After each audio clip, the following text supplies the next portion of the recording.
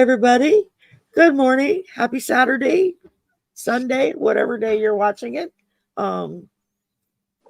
Welcome to my lovely guest, Helen, Irish Granny Tarot, and the fantastic Nathe, Mystical Tarot of the Saints, who has his new deck combo with special stuff coming out. I know the Kickstarter thing starts. We pay this coming week. Everybody, there we go. It's 5 more days. Yes, this box. And since you're kind enough to give me the opportunity to let's show have it. a presentation, please. Yes. Well, obviously there is a tarot deck. This is the Mystical Tarot of the Saints. It is linen, so it's very nice to shuffle, and it has the golden edges for the deck. Very nice. And then there's the book, so you don't have to buy the book separately. The book, 200 pages. That gives so a he lot says of after I bought the book and the card separately. I'll be doing a giveaway with the original set. Yes, and then you have an altar cloth, or you can put it on a wall, which is the High Priestess. And that's awesome. The cards in a box like this. This is the back of the same background of the back of the card, and you have the 22 major arcanas in a very, you see, it's very firm type card. It's an art print, and you can actually frame it. This is the Lovers, for example, and this is the Hierophant as an example. So that's nice. And then that's Helen's favorite. You get a royal blue envelope. She would get the box just for the envelope. And in that envelope, you have kind of the limited edition with the actual number and the signature to make it authentic. And I'll put a nice message, or I'll add a little something. If anyone buys from the show today, I'll add a little goodie in there. Will it be in dollars or euros?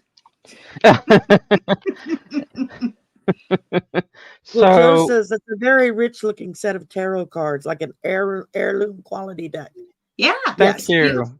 I mean, his cards that he's already released are beautiful to begin with. I mean, I get nervous using them because I don't want to bend them out of shape because they're so pretty, and but I use them when I'm doing personal readings, especially if it's somebody that's more on a religious bent. It's like it seems like it comforts them, means more, a little bit more, that I'm using something with the saints and Christian iconography. I'll get that word out in a minute. Pictures. And right, with Christian based pictures. But they're beautiful, beautiful cards, and I love to use them.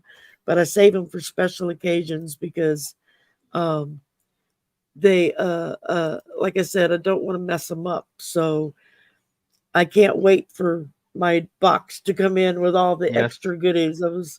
I think, Nate, you're the one that emailed me and said you were my first backer. You were. For it. I was like, oh my God.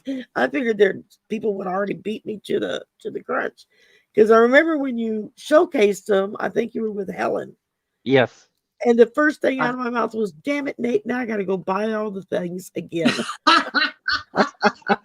You know what I appreciate about them, Nate?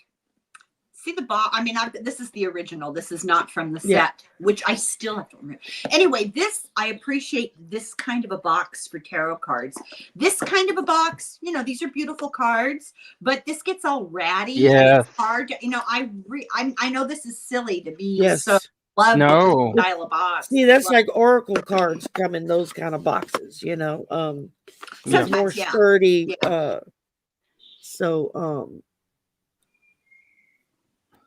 But I'm Joy Rico says I am getting those cards for sure. Oh, yes, awesome. you can go to Actually, in the description box below. Yes. Yes. So I've got all of their information, where to find them, how to reach them, how to schedule for a personal reading with either one, with either Helen or with Nathe, or it's all in the description box below. You're so good. Or both. Or both. We do actually joint readings.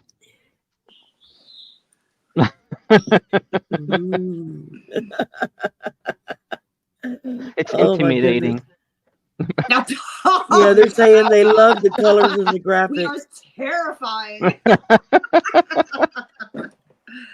Oh my goodness. So Nate, what you got coming up besides this new project that's already outraised the amount requested, which I figured would happen in the first couple of days, and it did. So I know you got that excitement coming out, and I know we were all voting for your book. Yes, the cards, and actually, thank you for mentioning it. I'm actually gonna show you something. So hold on a second. Okay. And was it something we said? Yeah, it must have been something. There was. Oh, he came back. Yes, there was for the Mystical Tarot of the Saints last year. Was nominated for the best tarot deck as an author and as an artist, and this is the actual trophy that came. And I have to thank you. And it's backwards. There we go. Yes. Yeah. And everyone that's actually from the channel came to vote for it, because both the author, myself, and the creator, Christina Scalagliotti, won the award for the best of 2023. Yes. Well, it was a little bit like the election in Georgia. I voted often. I did. I went in like every day and voted, and I'd have to click like none on the other categories because I had no clue. I'd never heard of any of the people they had listed. I was like, I don't know. And then I thought, well, instead of doing none, I'll just run down the list. And I started at the top, and every day I went to the next person down. I figured that way they all got a vote. I used my husband's email too, so I did double. There you go. I know Deborah Zackow, who does the Clarity Tarot. She's got a new book that's getting ready. It drops. I think it goes public next week after next. And she's been nominated for the best book. It is Decode Tarot is the name of her book. And it's really intriguing the way she breaks down the different suits and the court cards and the regular cards and the major arcana and how they fit together. And just, there were some things she talked about because I was asked to do a pre-read of it for to give my opinion. So I mean, there was stuff that she wrote in there that never occurred to me in a million years to think about. Like, kings and queens would be someone, generally you're thinking someone older, above you, that you would look up to, but that it could also be somebody that's same age as you, just somebody like a boss or a parent, or somebody in an authority figure over you. And that knights were more like your peers, pages were more like children. And just the way she broke that down and the different suits was really interesting. I was like, I picked up a lot of neat little tricks reading this, So I'm hoping that she'll win for her new book that just came out. And y'all can go in and vote for that too. Vote every day. I think I posted it on my community tab, along with the one that I had posted for Nate's to go in and vote for his. So thank you. And you got people saying, congratulations, Nate. Thank you. Well, thank you to all of you. I know a lot of people from the channel voted, so I am deeply, deeply grateful for this, and for me and for the illustrator. because I mean, Beautiful.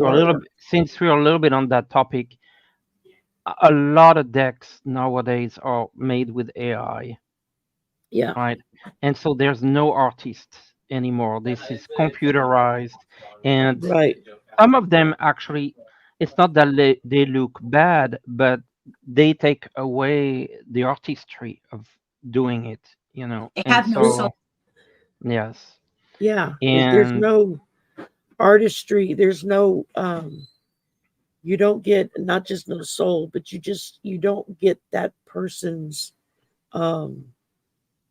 Creativity. spirit yeah, coming to it. You yes, know, I know with Colette Baron Reed, who's got a gazillion oracle decks, she just released a new oracle deck, Guides of the Hidden Realms, and she did the artwork in this one. oh, And it yes, started with like, here's a couple of the cards. interesting. It's very kind of esoteric the way she made it, you know, very E.T. Yeah, I see the a lot comment of it from is very ET related. She was as she put it, in a dry spell and decided to go back to painting to try to like realign herself with spirit. And she started doing these paintings and just was putting them on the wall. And she said about 3 or 4 paintings in, Spirit told her, you know, this is your new deck. These are oh, your paintings. And she said, talk about intimidating. Suddenly I'm not just painting for myself to stick on my wall. Now they're telling me I'm going to make a whole oracle deck with them. So, but it took her a couple of years, I think, to do them all. But it's a really cool deck too. That's another good one that I just got. there's a I comment love here the, from Debbie that says no energy to them. And I believe that I don't own yes, AI decks, but I would be curious to see the results of doing tarot readings on an AI deck. I don't think you get the same result as an artist created deck. How Lisa do you Alva know? says there How should do be you 2 know? categories, human versus AI. I agree. It I should be agree. a separate thing. Yeah. Does it How say? how you know, Helen, is that you are usually able to spot some mistakes, you know, like a hand with 6 fingers, you know, silly things. Oh. Well, I'm gonna get in trouble with China. They're gonna come after me. I wouldn't order tarot decks from Temu. I made the mistake Oh, of doing that. They're subpar. They're obviously not from the original creator. Right. I ordered a truckload from Temu when I first found the site. I thought, wow, these are really marked down cheap. And then after I got a bunch, I found out they were all counterfeit decks. That's what I'm yes, saying. they If steal you the can artwork. afford to buy a full deck, I have, you know, that's between you and Spirit if you buy decks like that. Well, you But know, I literally started replacing all the decks I bought with the actual deck from the artist No, and the well, you author. know how a deck of tarot cards comes with a little manual that they come They with don't come with manuals. a barcode. You know, no. Yeah, like QR code. You have to scan the QR code to get like I'm going to use that. Yeah, to and get I the PDF saw file. a Yeah, video. I got a video on how a Temu warehouse looks like. It is a sweatshop. It yeah, it is it is it's slavery. yeah, Oh. yeah. Yes. Oh well, then It's I had that horrible feeling about them. Just not. I stopped. It's a I don't. sweatshop. yeah. It's It's like a I big bought a bunch sweatshop. of stuff from them in the beginning because it was so cheap, and I thought, wow, I can get some really good deals. And then when I started finding out more about them, it was like, okay, yeah, I'm not going to be using them anymore. So, but you know, that's a personal decision that everybody has to make, and that's something you have to kind of Yes. come to terms with yourself. I mean, um, But but someone behind, yes, there's someone in a warehouse who's been working 20 hours a day under extreme Joe pressure. put this. There is with Chat GPT, Joe.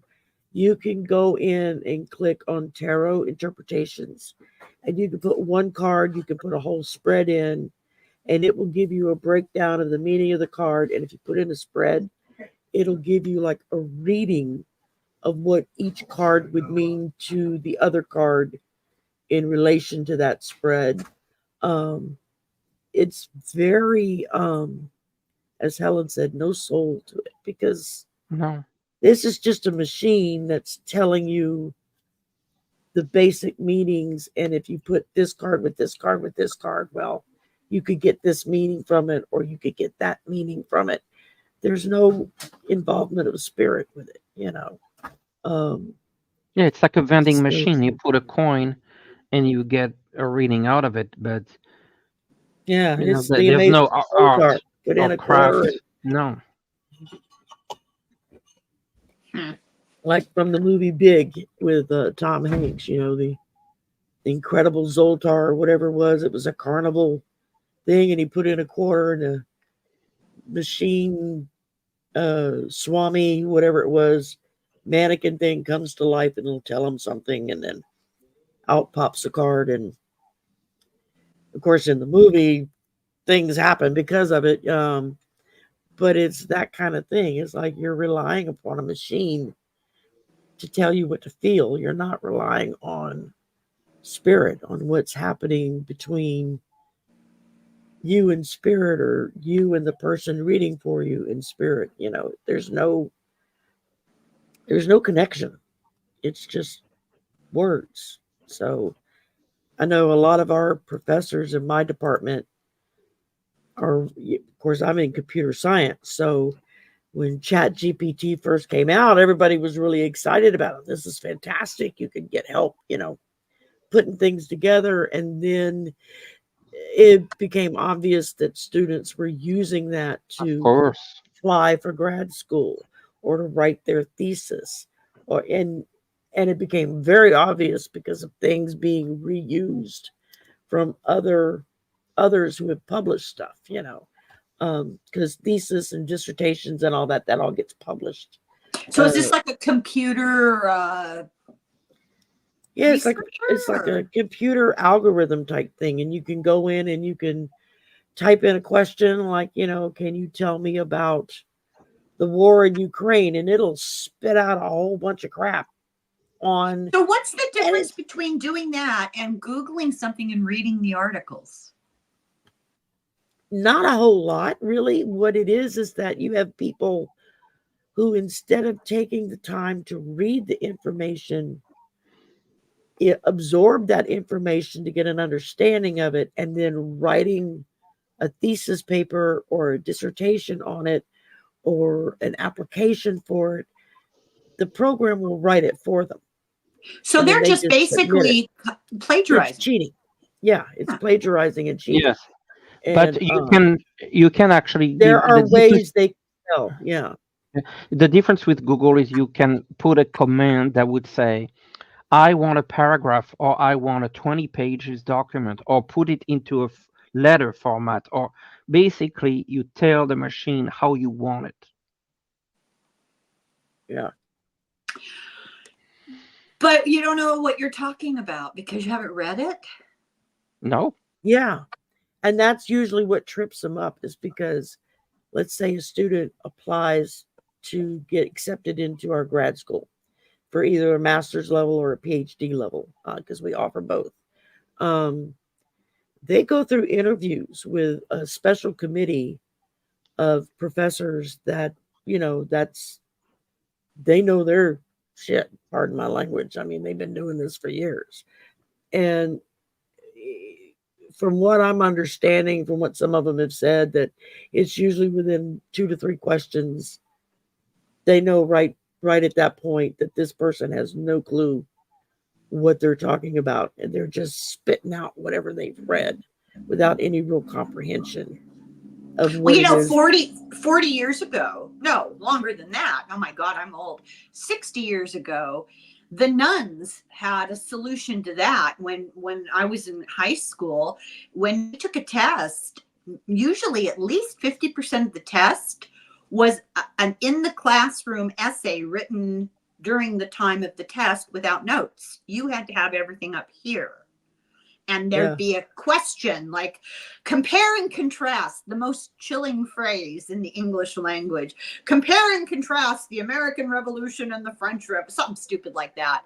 And then you had to write, it had to be a minimum number of, pages or 5 pages and you just, with a pen and a paper in front of you in your brain, you had to come up with what you'd learned.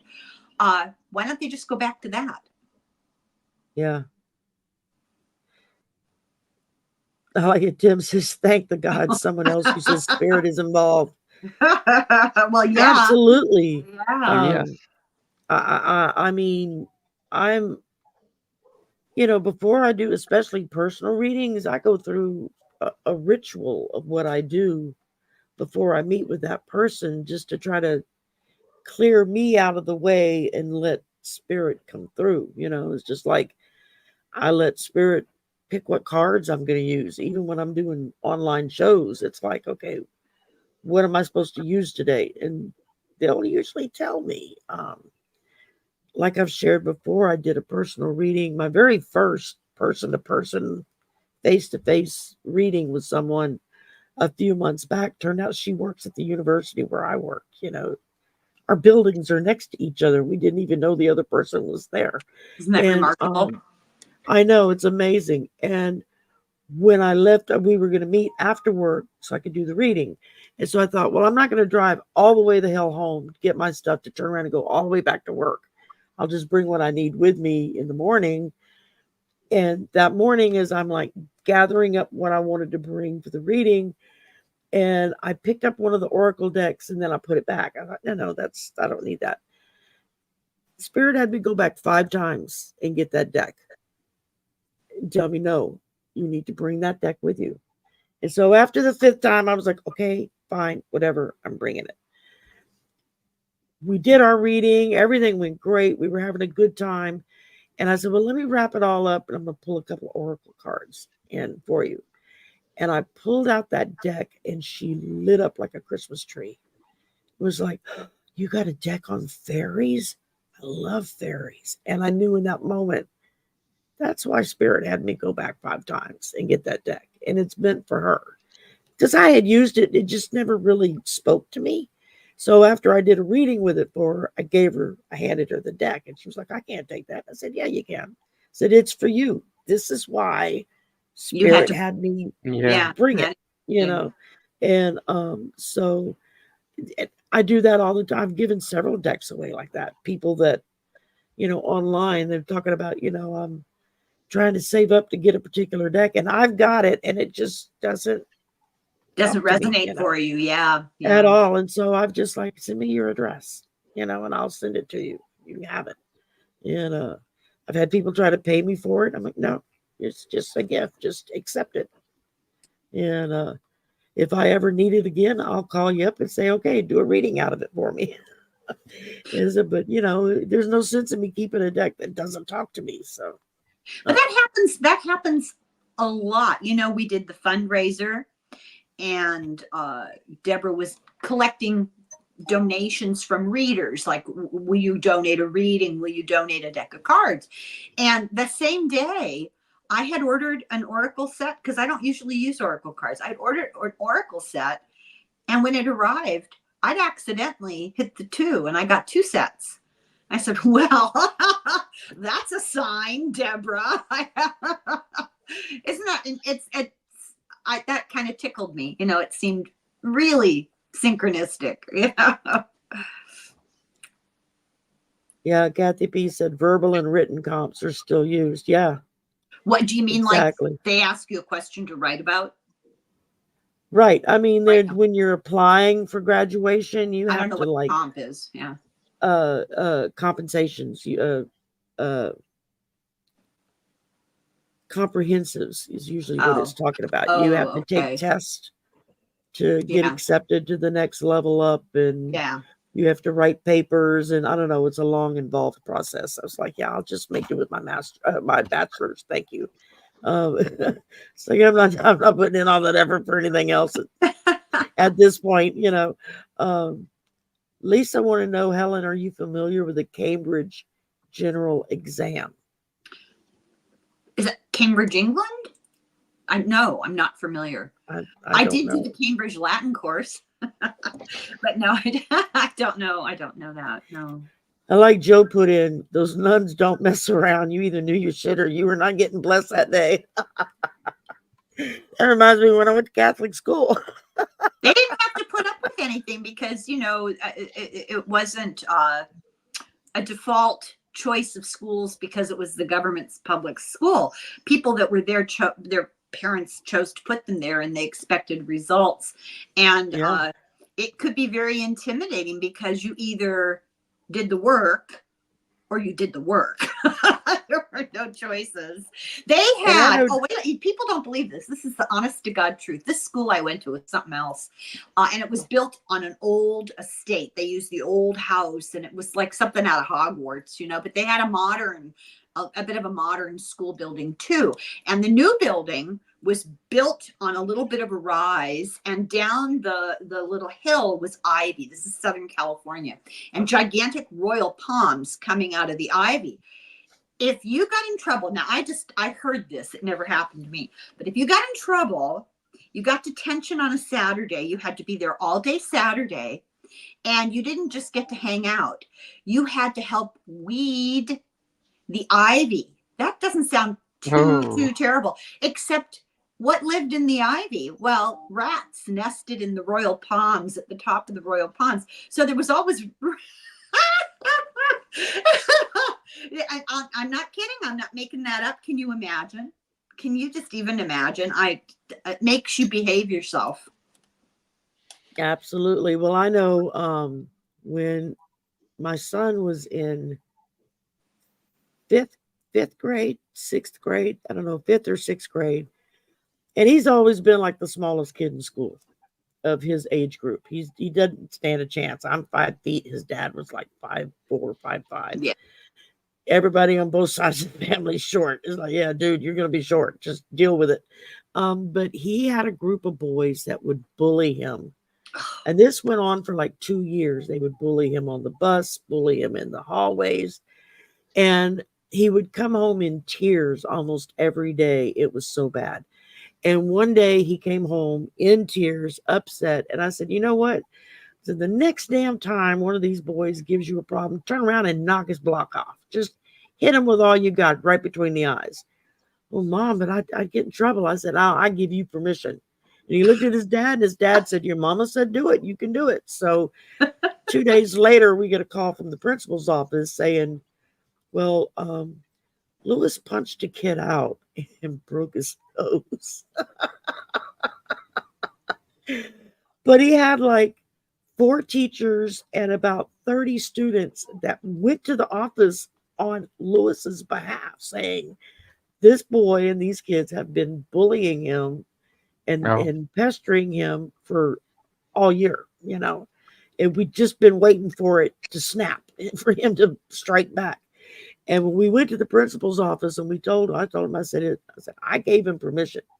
I told him, if he does it again, knock his socks off. And he said, well, he did. One punch, he took him out, you know. He never had a problem with those kids, but they all got suspended for 3 days. They were all suspended. It was automatic suspension, no matter who was right, who was wrong. Yeah. And so my husband was like, well, will he lose credit for his classes? And they said, well, yes, you know. And he said, there's no way he can not lose credit. And they said, well, we have a school over at the convent for the really bad kids. We send them there. And so my husband said, okay, if Catholic school is good enough for me, it's good enough for him, send them there for 3 days, you know. And so we go and we bring them like the next day to this school over on the other side of town run by the nuns. And I'm just thinking to myself, oh, what am I doing to my child? I'm going to ruin him. And we get there, we go in, we meet Mother Superior and do all the stuff. And then, you know, we leave and my husband brings me work, drops me off. And when he went to pick Lewis up from school, Mother Superior came out to the car to meet with him. And he's thinking, oh crap, what did he do? No. Who did he hit? He's like, your son does not belong here. he is not a bad kid. He does not belong here. So I've decided he's just going to spend his 3 days with me and the other nuns in the office. He spent 3 days discussing Bible with Mother Superior of his Protestant Bible versus her Catholic Bible. Oh, and at that time, we were real involved in the Baptist church. And he would go to these Sunday school things where they would give you either a phrase or a chapter and verse, and you had to spit out where it went, either what the phrase was or what chapter and verse did the phrase they say come from. And he was pretty damn good at it.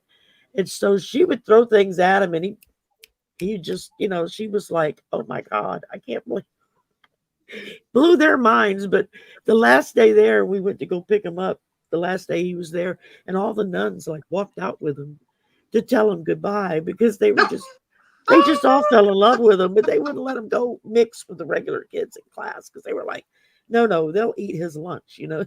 It's like, we got to protect this kid. He's not a bad kid. And but he didn't lose credit, and he learned a little bit about the differences of different kind of religions, because it blew his mind that the Catholics had their own Bible. They didn't study the same Bible that the Baptists did. And we're like, well, yeah, it's everybody's got their own version of their spiritual beliefs. So yeah, that's I still laugh to this day. That first day, my husband's like, oh my God, what did he do? He did Mother Superior, because we both have like traumatic flashback with Mother Superior, like, oh God, we're gonna get it now. And to have it turn out the other way around. Can I ask you something? Yeah. You said that when he got in trouble, he socked the guy, that all these teachers came to the office and defended him because they knew he had been being bullied all year. Yeah. What the hell? Where were they day one? That was our question. It was like, why didn't y'all stop this beforehand? Because it had never become physical up to that point. But that's their job, isn't it? Their job is to teach them right. That particular day, this lead kid that always kind of led the group came up and literally hit him from behind, like kind of pushed him from behind to knock his books and stuff out, and knocked him forward.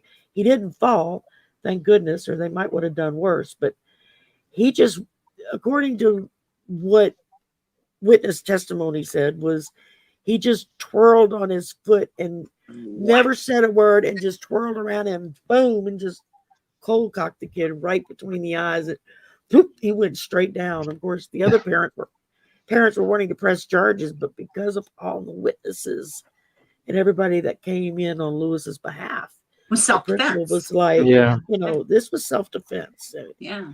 Evidently the teachers had been sending notices to the parents saying, you need to talk to your children about their behavior to other children, that kind of thing. And so I don't know. I mean, we're talking about the South. People have weird ideas of what being a man is all about. So, all right. I'm looking at some questions here. We've rattled on long enough. Hi, Gerald. Hi, Andrew. Andrew's all the way over in Germany. Is that the Andrew? I am in love with Andrew. He is so sweet. I did a reading for him. Wonderful musician. Yes. But I'm head over heels for him. He is such a sweetheart.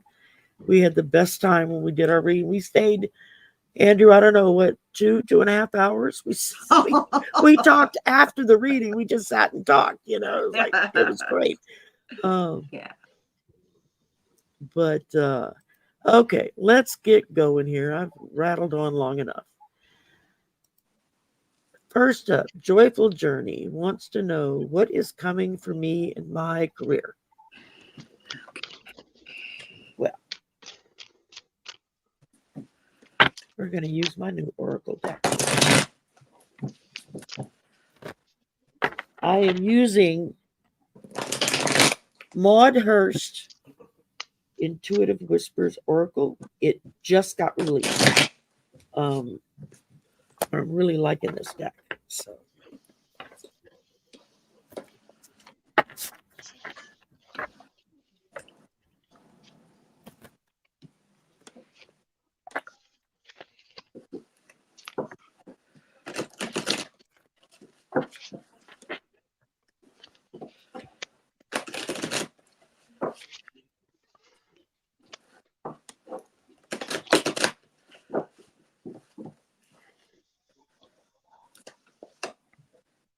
Oh.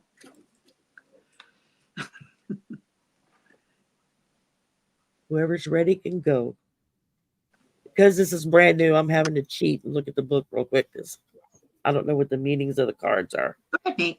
I just want to see if what they put is what I feel.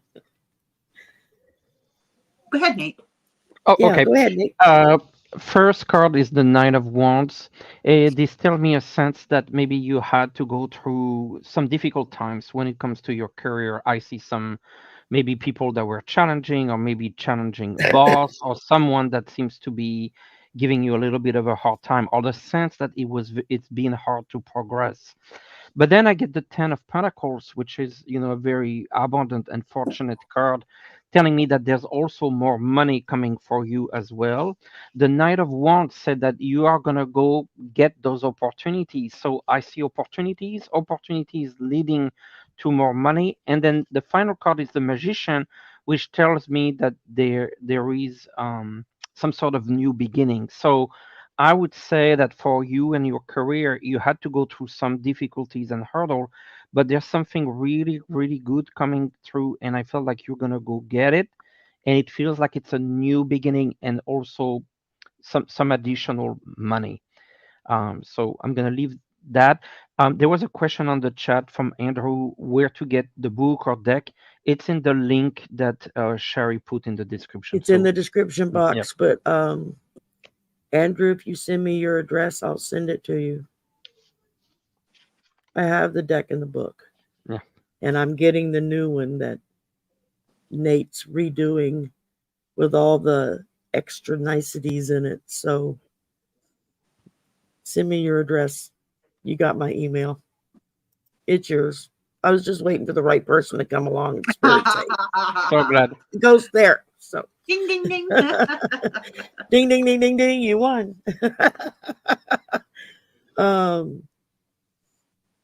Did you go, Helen? No. Shall I go? Okay. Yeah. Okay. So I got the Nine of Swords reversed. I get the feeling that you have been maybe having trouble sleeping, maybe being just really stressed out and anxious about it.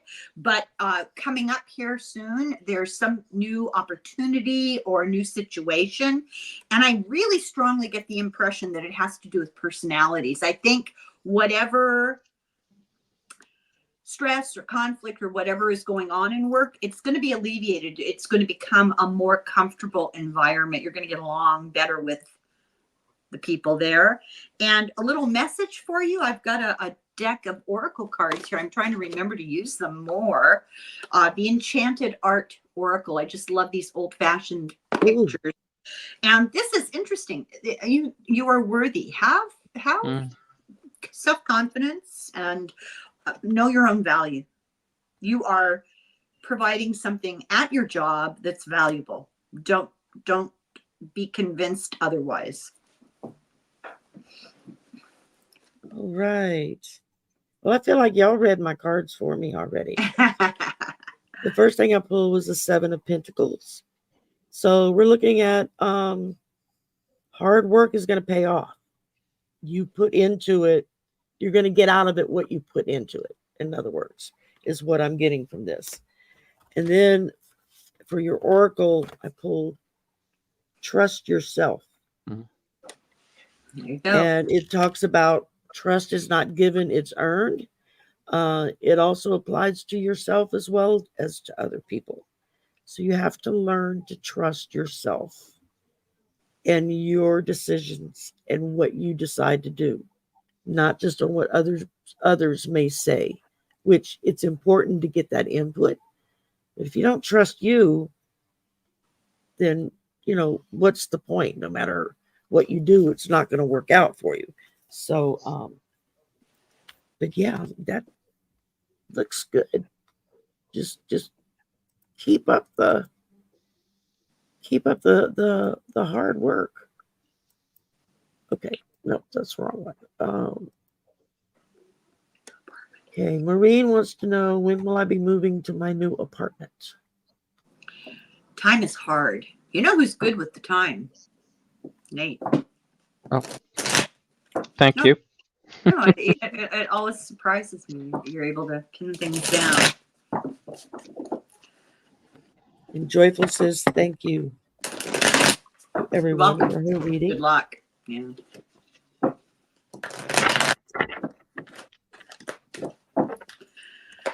Man. Whenever y'all are ready.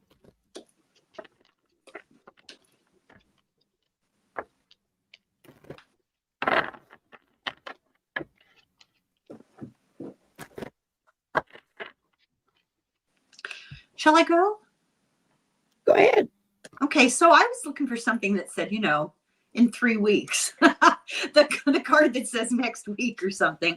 And instead I got this really interesting set of cards. So I got the 5 of Wands and the 7 of Swords. Feel like this hasn't been a straightforward situation, a straightforward decision. But there's something presenting itself now that it's coming soon. Because it's one of the earlier cards that I drew.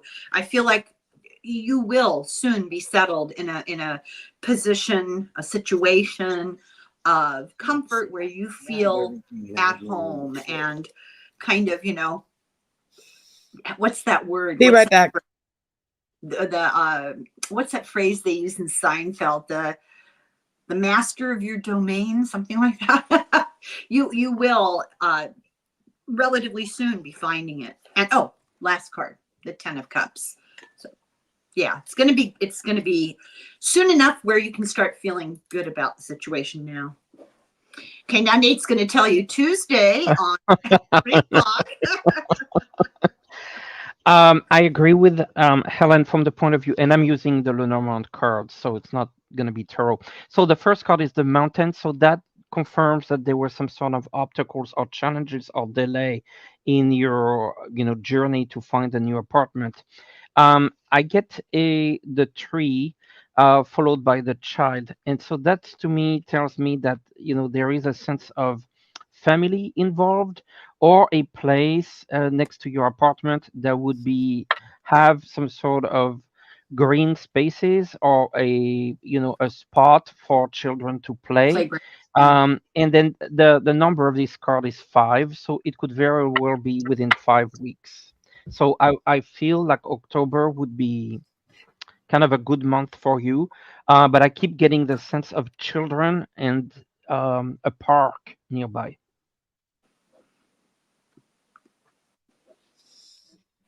All right, I guess it's my turn, huh?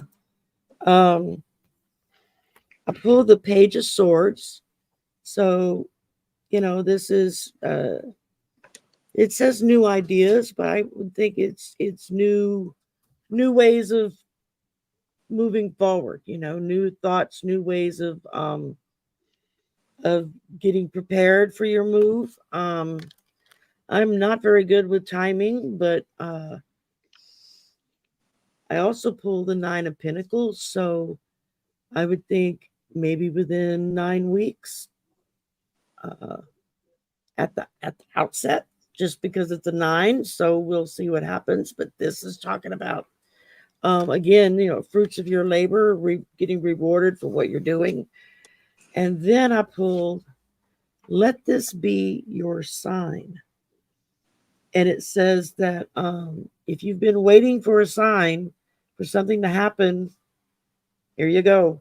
This is your sign. It's time to let it happen. So get prepared. This is telling me it could be any minute that they're going to call you up and say, it's ready. Come on, you can move in. But just trust yourself, trust in spirit to put you where you need to be when you need to be there. They're not going to put you there too soon or out of step. They're going to wait and put you where you need to go when it's the right time. So that's what I'm getting. Okay. Let's see. Next up, we have Louise. Will my daughter be able to get a new furnace before winter? Yikes. And Andrew says your apartment is there, ready and waiting for you. He's very intuitive. So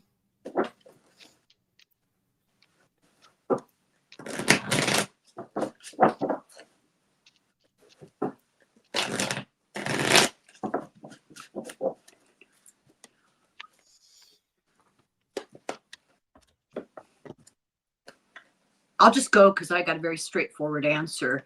Yes and yes. You know, I got the Ace of Swords and the 9 of Pentacles, which is what you got in the last reading, Sherry. You know, it's about being comfortable and settled and in an environment that's nice, you know, so I get the impression, yes.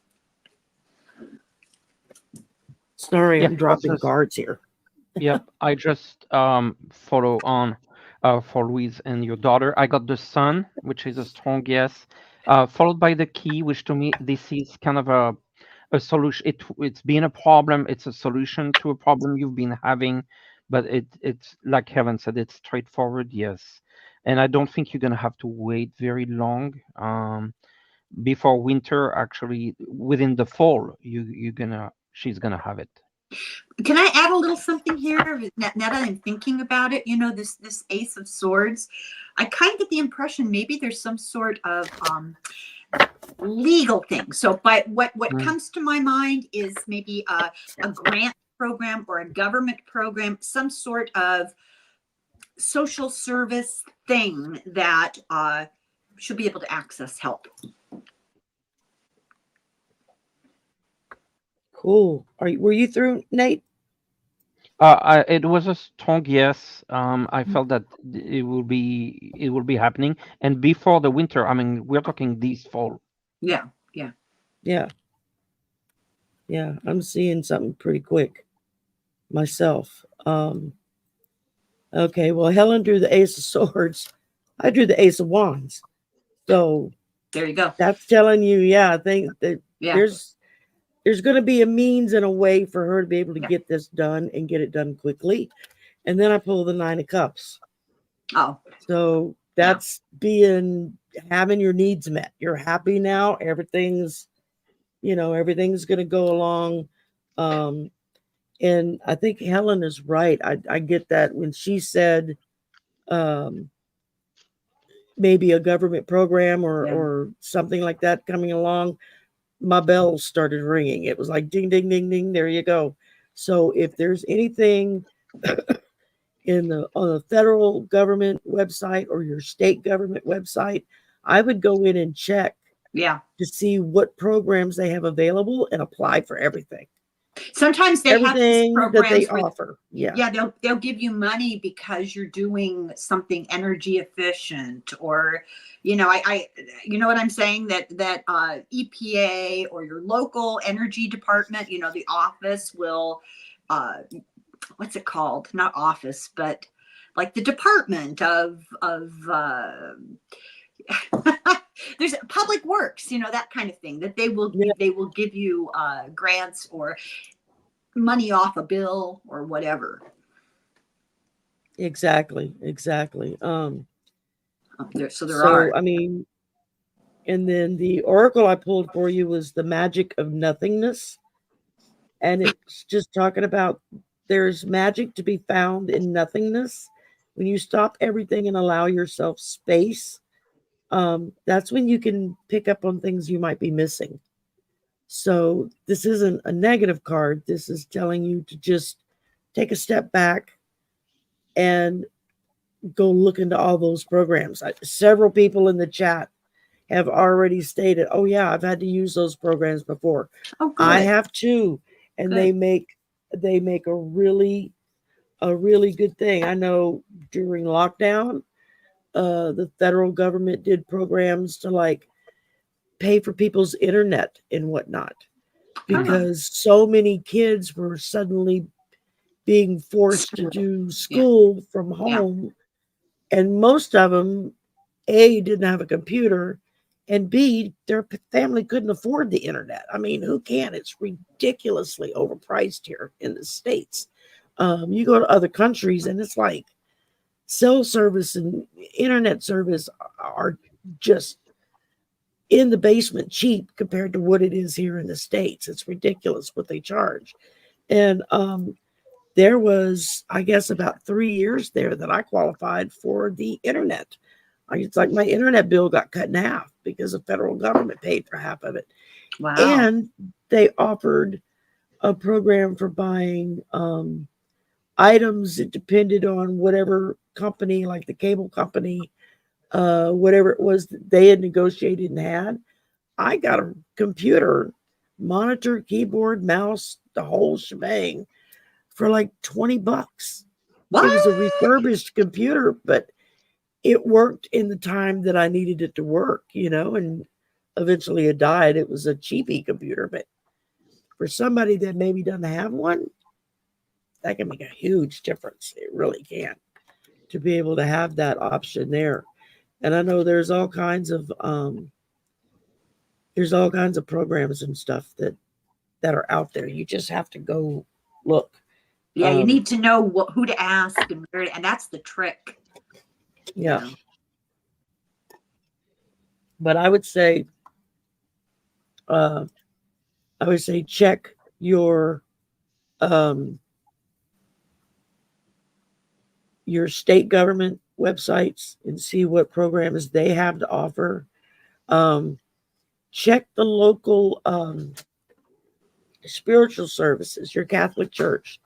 They usually offer a lot of stuff like that, and you don't have to be a Catholic to get it. You could just have to apply, and if you get accepted, you can get help. There's other social programs that are set up. Goodwill does stuff. Salvation Army does stuff. There's other programs. Local nonprofits that their job, they're an umbrella service. And if you go in and you tell them, this is my situation, they can steer you towards sources of cash for utility bills, help paying for the like car gas and groceries and rental. If I remember, it's help.org, HELP.org. I think it's just help.org. I'll have to double check myself, and if it's something different, I'll post it after the show's over. But you can go there to apply for all kinds of grants and stuff to help you do whatever it is you need to do. Anything from paying off bills to buying a new furnace to, fixing your car, or, catch up on your rent, whatever you need. There's all kinds of programs that are offered from what I understand. Another reader told me about it when Lewis had his heart attack, and because I had started a GoFundMe, and he said, well, once you raise what it is you're trying to raise, then here's some other options you can check out. So I've been going through that myself, trying to find stuff to apply for, just to be able to give him a boost, because medical bills are starting to show up, and they're like, how's he feeling? Really expensive. He's doing really good. Good. He's taking his time, still taking things slowly. He's trying not to get over excited or overheated, anything like that. So, I mean, he only works 3 nights a week, and it's a cash paying job. He works Friday, Saturday, Sunday nights, because that's when the club has live bands, and because he's the sound engineer. And then he does miscellaneous. If a band has a gig somewhere, they'll call him up and say, hey, can you come and do the sound for me? and he'll get a cut of whatever it is that they're paying that band to play. And there's a new thing that his boss is getting ready to start. Not sure if it's this coming week or the next week. Where it's like every other Wednesday, they're going to be doing a like an open mic night for musicians and songwriters to come and showcase their original work. And, you know, we asked him, you know, can you come and kind of MC and take care of the sound and make sure everything flows? So, and that's his passion. Anything with music, count him in. So, you know, and I just keep telling him, just take it slow, you know, a little at a time. Don't overdo it. Yeah. Don't overdo it. That's. Did you do this on this alligator thing? Is making me nervous. Did you see that? Oh yeah, that what did I have? I had the thing. Whenever it goes up, there was a little alligator I put on the side, just because. My head. Okay, let's see. Next up, we got Sarabi Kumari. I'm sorry if I said that wrong. Forgive me, but if I got it phonetically correct, great. If not, then you can always let me know in the chat how it's pronounced phonetically. Let's see.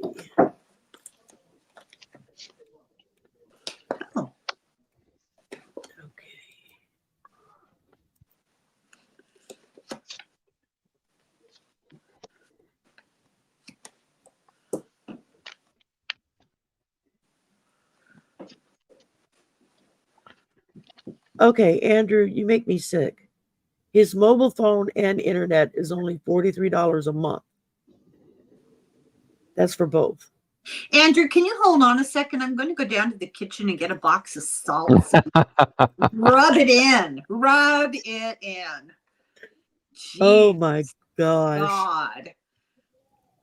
Yeah, I mean, I've you know, I've talked to other people who live overseas, and it's like, you pay how much? We get that from the students when they show up, our foreign students, and they're like, they charge how much for internet?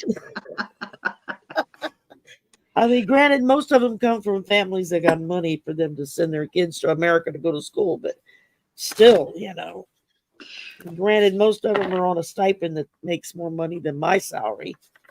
I'm actually working. Shall I go? Yeah. Okay. I got the Page of Pentacles that, yes, it looks like at some point in the next little bit you will get a boost in pay. But I got advice for you. I got advice, the Ace of Wands reversed. It's time to sort of draw back. You're working very hard. You're doing a lot. Time to maybe not do as much. Time to be a little quiet with yourself and introspective. I don't know what that's got to do with making more money, but that was the advice of the cards. So there you go. All right, Nate, you're up. Okay. First card is the Three of Wands. It's like you are looking at the future and trying to see your ship to come, but in this case, it's your salary increase. The Two of Pentacles. This is a card that touches on about money, but also see with the two that kind of like a sense of waiting. Seven of Pentacles, the money is coming. This is related to your work. But I also pulled one of those oracle cards and it says patience. I get the sense like it's coming, but there's a little bit of wait involved. So this year, it could be early next year, you know, just focus on the important aspect that it will be coming. But the timing might be a little bit longer than you expect, but this is definitely coming. In the meantime, kind of going back to what Helen said, what can you do? You know, what are the other things that are involved in your life that you can focus on?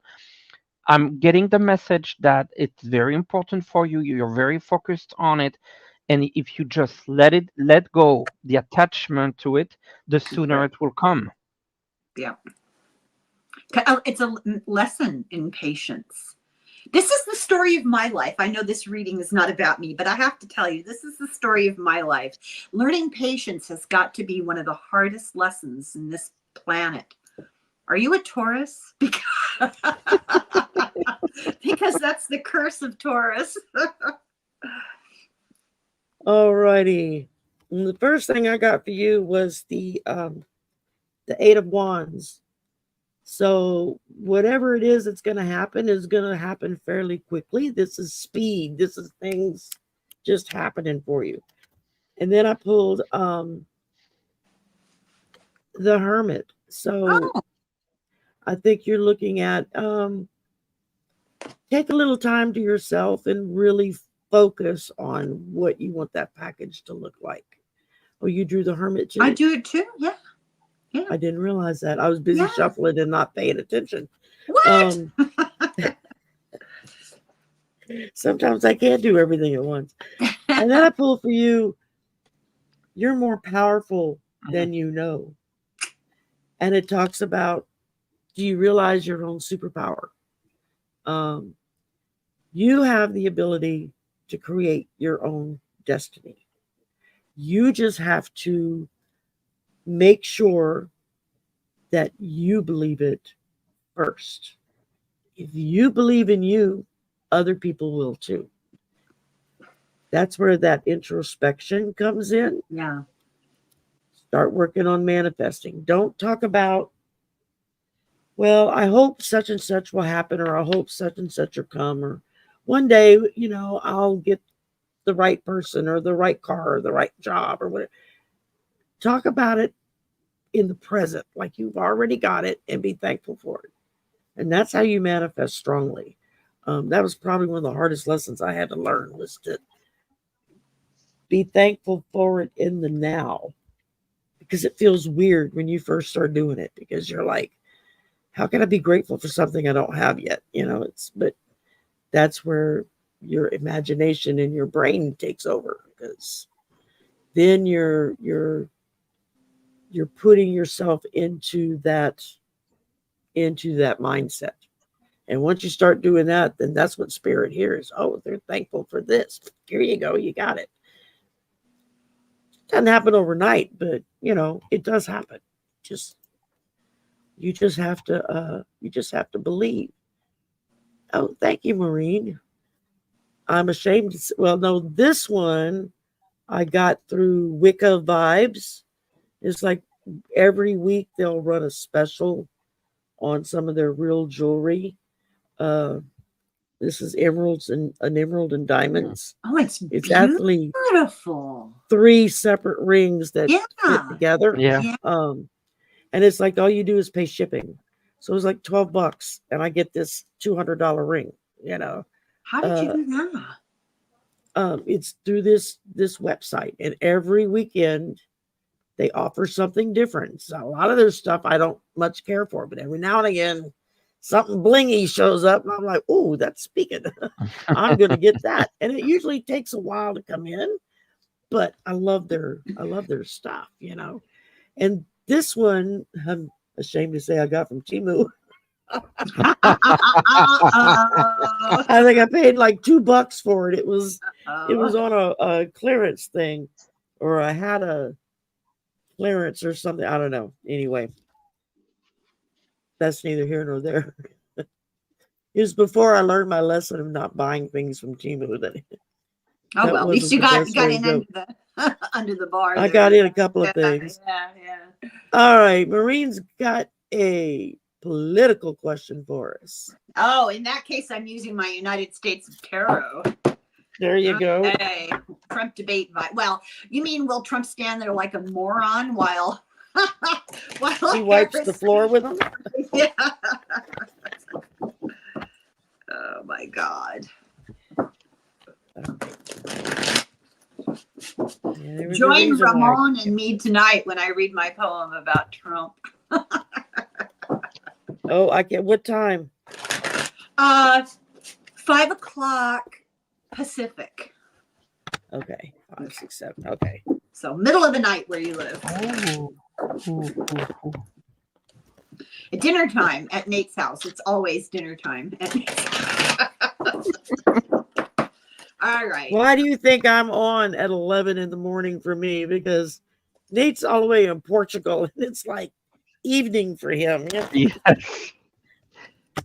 And I tried to be accommodating. Thank you. Thank you.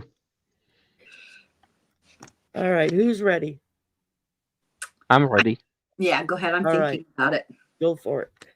So, first card, the Seven of Swords. This is the sneaky person here who was just trying to get away with it.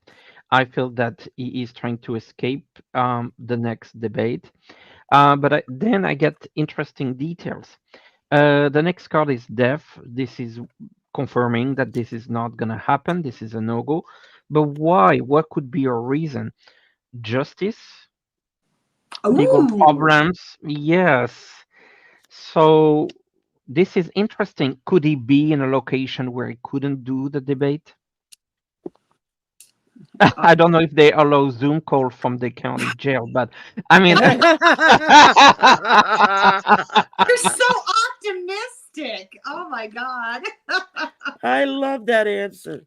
Well, I'll go. I got the devil reversed, so and Steve Bannon, isn't he in jail or he just got out? I don't know. No, he's still in jail. No, he just went back into jail, didn't he? Yeah. Yeah, he'll be out right before the election. But so that's a no. Celebration. This is all the hippies on the left. This is all the progressives celebrating. But I think there's a little information behind it.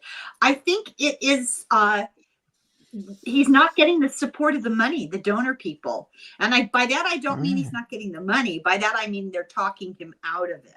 They don't want him to debase himself any further, publicly humiliate himself any further. So I don't think he will, but I think he's going to come up with some lame excuse, the barometric pressure is wrong, or, All right. By the way, let me point out my decor. See? Oh, yeah. Everything's backwards here. Mama La. Felines, not felons. I like that one. Yeah. All righty. Well, I had to go with the deck of character for this one. Trump is like the unicorn, he's living on fantasies. So he's got this little sprout of an idea, thinking that, of course, if I debate her again, I'll take her down. But at the same time, he is terrified of this woman. Mm-hmm. He's not going to do anything that's going to put him in her crosshairs because she's going to make a mockery of him. Then I pull the moon. So, he's got so much in the shadows that I think that's part of his fear is he's dealing with a prosecutor. And I think for the first time in his life, for that last debate, he kind of got an up close and personal view of what a real prosecutor is like, not somebody he can buy off, So there's a lot of smoke. Because look where he's going. That's in keeping with the devil here. They have a seat. I love the deck of character. They have his name on it down below. That's it. All right. Let's see here. Next up, Pegasus had a question.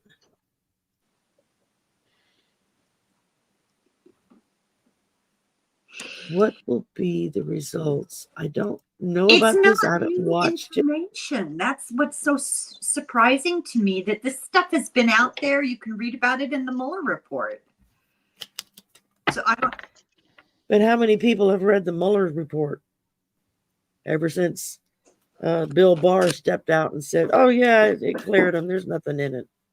Well, and not one journalist bothered to read the damn thing to know he was telling a bald-faced lie.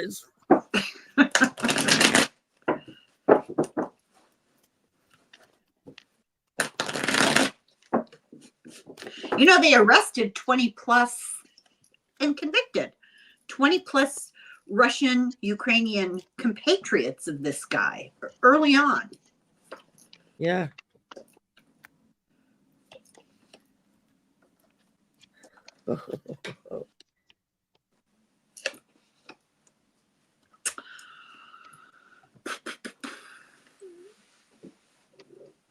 Interesting. Who's ready? I am. All right, you're up. So it's helped to uncover some of the lies. They've already been uncovered, but I think it's helping to highlight it for the larger public, which is going to take public opinion into a more realistic place about all of this, you know, as far as this is the Six of Swords. Who deserves to face a legal situation and who doesn't?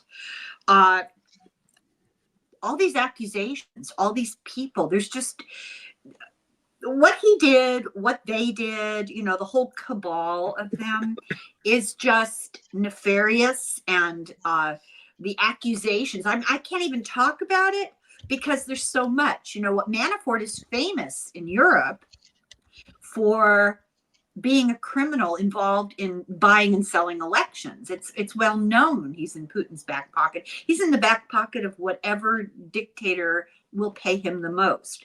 Lev Parnas is a little lower down on the scale of criminality. You know, if it were pretend it's like a mafia, he would be not a foot soldier, but not a big guy either. All these crimes, all this terrible stuff, they've had such a hard time proving a lot of it. So his testimony, his eyewitness discussion of it is beneficial, but they're going to have a hard time bringing them all to justice. I just don't see the judgment being, it's too little too late. Does that make sense? Yeah. Exactly. Nate, you ready? Yeah. First two cards, like the Moon and the High Priestess. Lots of secrets, lots of behind the scenes, lots of shadow stuff going on. The Four of Coins, the money that's been involved in all of this. And then the Judgment. So the Judgment gives us a question. It's like, well, how will they be judged? It's not justice, it's the judgment. I think there's a little bit of a difference here, in a sense, like it could be the judgment from the general public as opposed to the legal judgment, or both, but it's not justice. So I feel that, to the point Helen was making, is it too late? And then the card I drew was Retreat. So I feel Retreat, that it's a sense like it's putting those people into defense mode, into at least possibly careful not to repeat some of those things again, or just putting them on alert and not, oh, we got caught once, let's be careful. Or so, but will it, I mean, there's no tower, there's no big things coming out of this reading. So to answer the specific question, what will be the results, is education and people being aware of what has happened, and to educate their judgment, such as during a vote.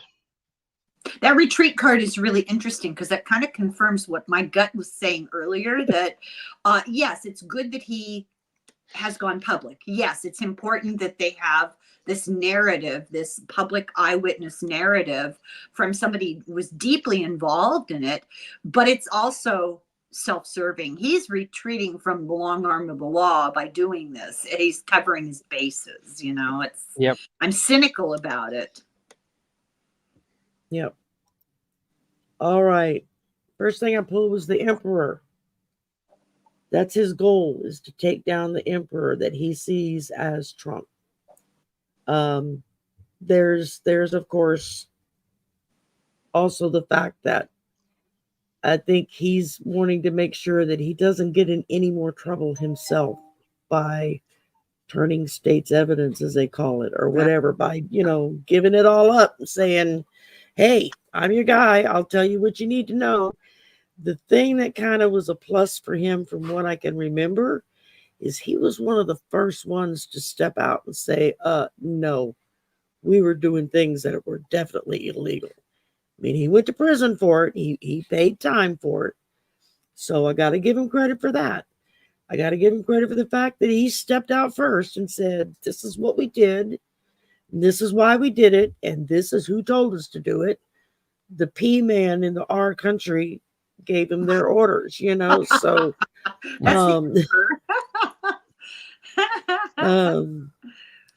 yeah, I guess, instead of a pecan, it's a P man. So, you know, same difference. But he's looking out for number one, is how I'm reading it.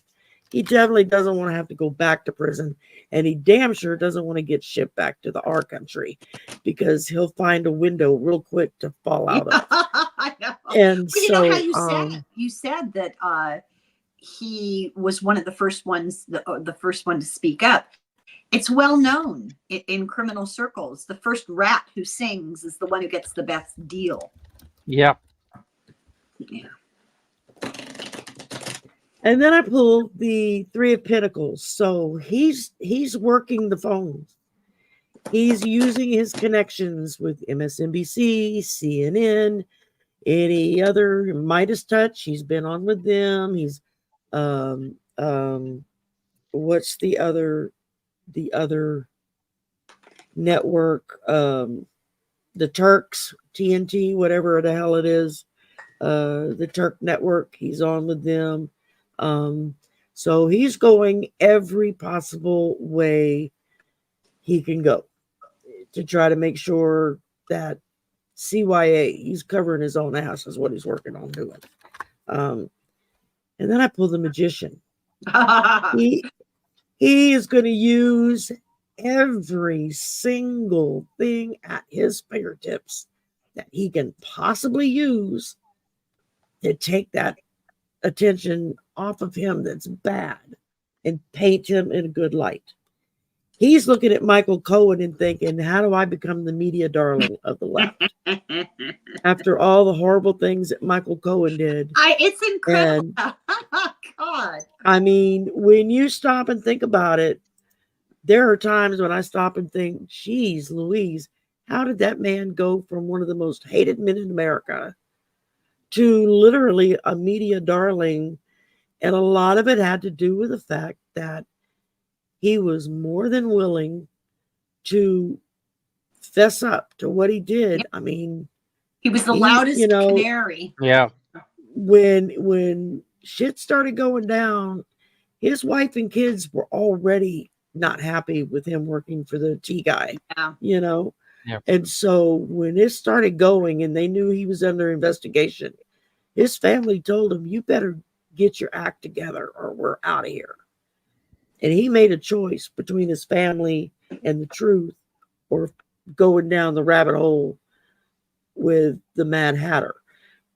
And I think he made the right choice. And because he's been so honest and upfront about it, he's become a media darling for it. You know, I mean, he's now good friends with one of the Midas brothers, the one that's the lawyer. So, you know, it's like, I have a lot of faith in those brothers and where they seem to be coming from. So I figure if you can get to be good friends with one of them, then they must see something in you that those of us that are looking through a screen don't see, you know. So that's how I have to look at it. The friend of my enemy is my friend. Right. I mean, and I mean, that's not to say that he doesn't turn around and burn people, but I don't think he will. I mean, I read his book that he put out. When he came out with that book, Trump had him arrested. Yeah. And tossed back in jail. Yeah. Because he published the book. Yeah. Exactly. So, when I read his book, I thought, okay, this guy is really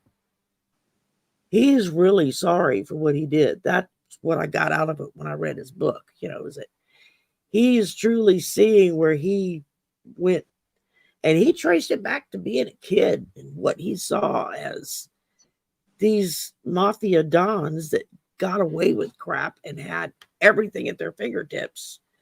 And he thought, I want into that world. I could be rich and I could be powerful. And yeah, and then he found out real quick what it is to be in that world. You know, you become what we call down here a pochum, which is the shit pot. Everybody dumps in you. So it's personal. He wants revenge, personal absolutely revenge. This is not the milk of human kindness. This is pragmatism at its finest. I think he's truly contrite. He's contrite for what he's done. Yeah. But there's a real strong layer of you effed me over, buddy. You ain't seen nothing yet. And yeah, he's going for the throat. This is why you don't want to make enemies of people that are mobbed up.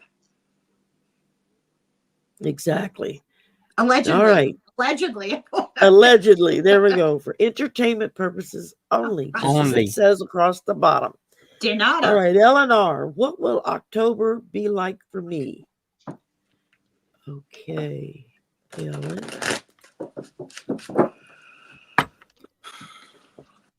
Guys, we're at 1 hour and 21 minutes, and we still have about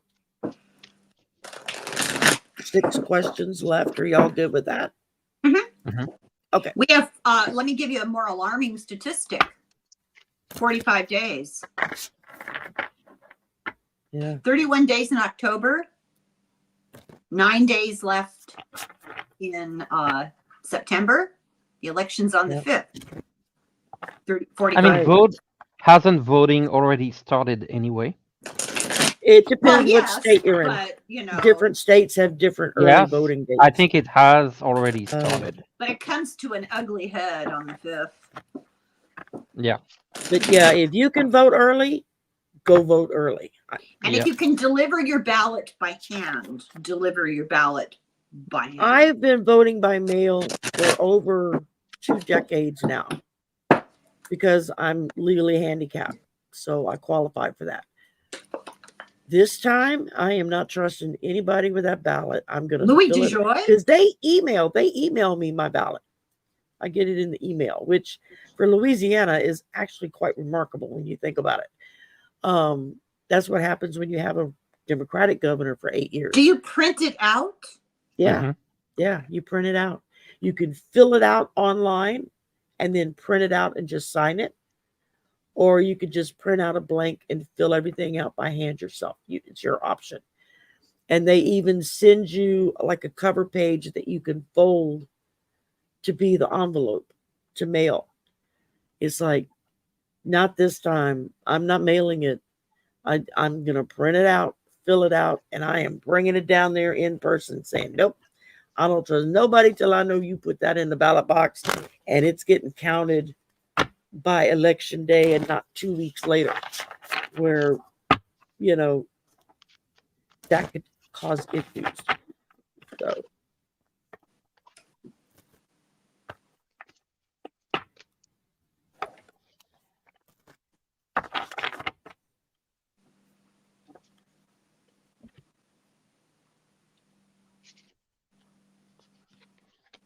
Like this.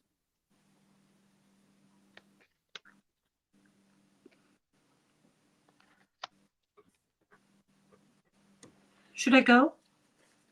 Yes, ma'am, you can go. Yeah. Let me put you in the hot seat.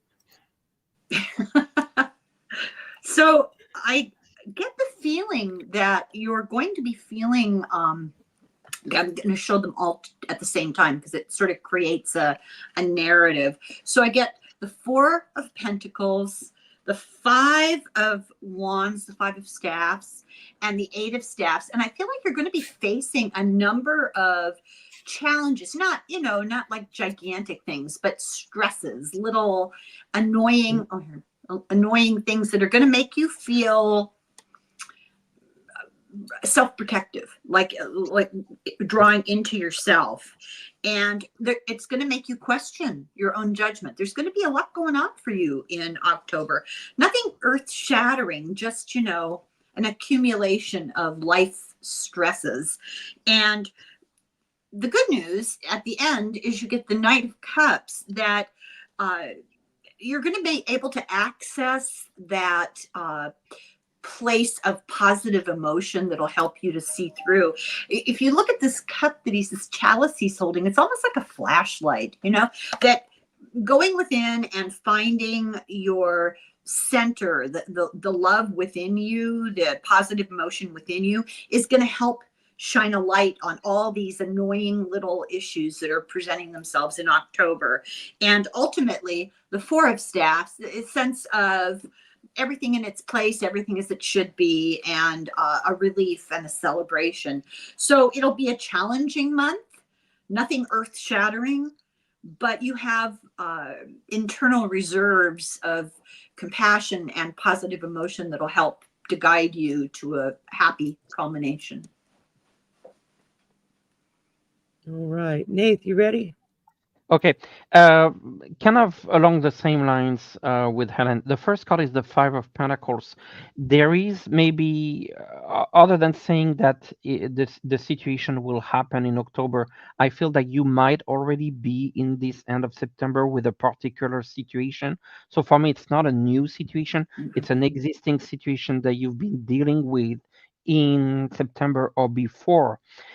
With the Page of Swords, followed by the Ace of Pentacles, there's a sense that you need to have some sort of, I feel like it's in the area of either finances or administrative or something paperwork related that comes to a certain resolution, a new beginning.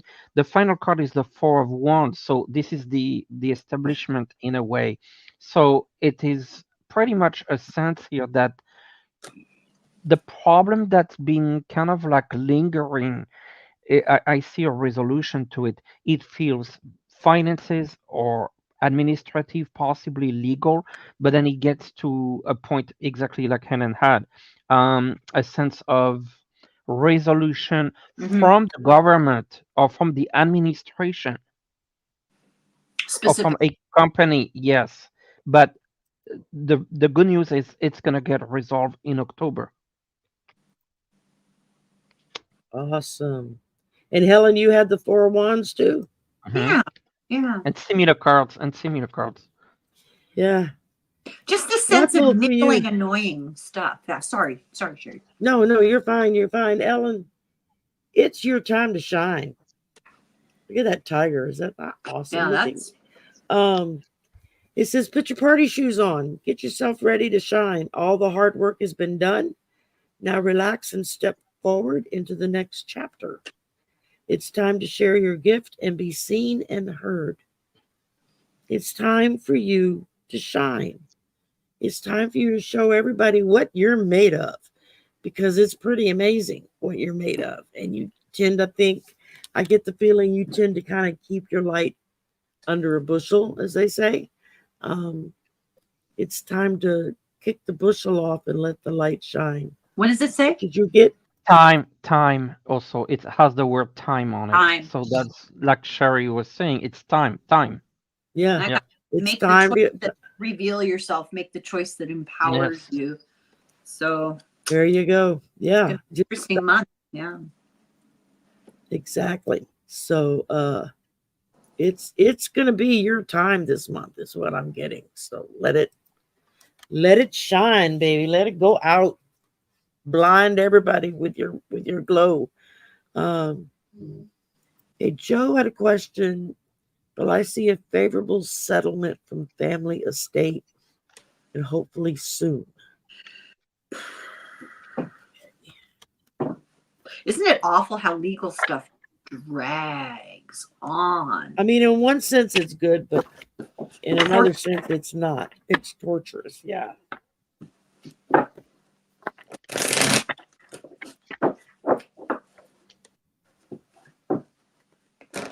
And Ellen said, thank you to all three readers. Thank you. Pleasure to do it. I can get started. Yeah. So first card is the Emperor. To me, this is the person who has power of this settlement, maybe the estate person. So the person who has the power to resolve this. Next card is the Ace of Wands. This is kind of the magic wand. Like I feel like it's almost, look at this card. Someone is signing something. It's like a pen. You cannot see it right there in the photo. Ace of Cups, I think this is important because it's not just about money. It's also the emotions that are tied to this. And then Two of Cups, this is the agreement, the settlement, but also I feel like there's a celebration that it's over and then it's all done. I think it's going to be pretty soon. There's no obstacle here. I think it's been drafted already or getting ready for signature. I get that feeling. I got something so similar. I got the end of the squabbling, you know, the end of whatever negotiating and tension and stuff that's going along with that. The Four of Wands, a resolution to this institutional nonsense, and the Cups, you know, the King of Cups, that it will feel, I want to use the word satisfying, but it will feel emotionally, and you'll be in a good place. All right. Well, the first thing I pulled was the Four of Cups reversed. So we're talking sudden awareness, you know, realizing that things that are going to make you happy are getting ready to happen. So I'm getting that it's going to happen soon. Because then I pull the Wheel of Fortune.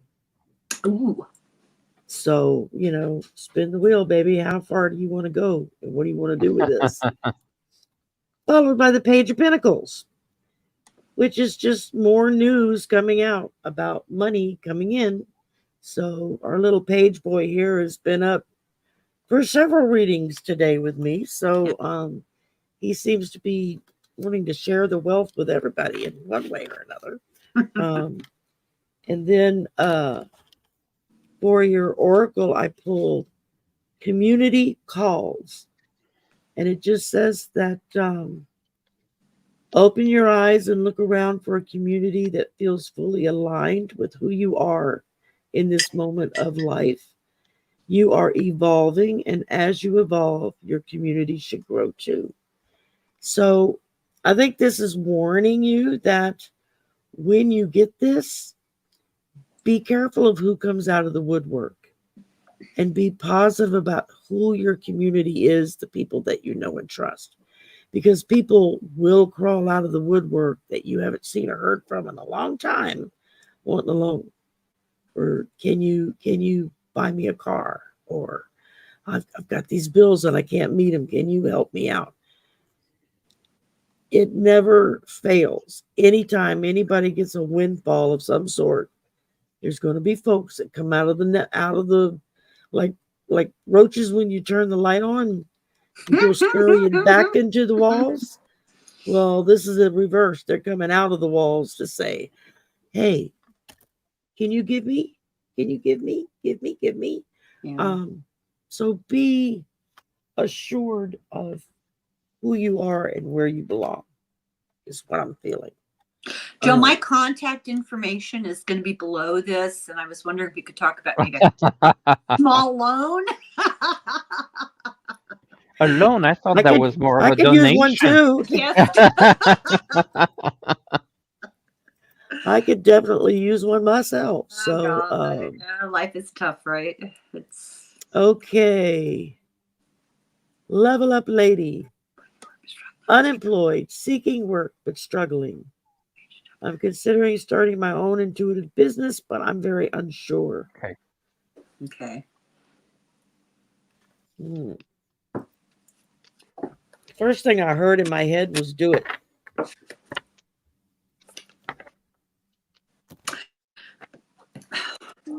I hate when I get the same card. I feel like you always feel like, did I not shuffle enough? Yeah.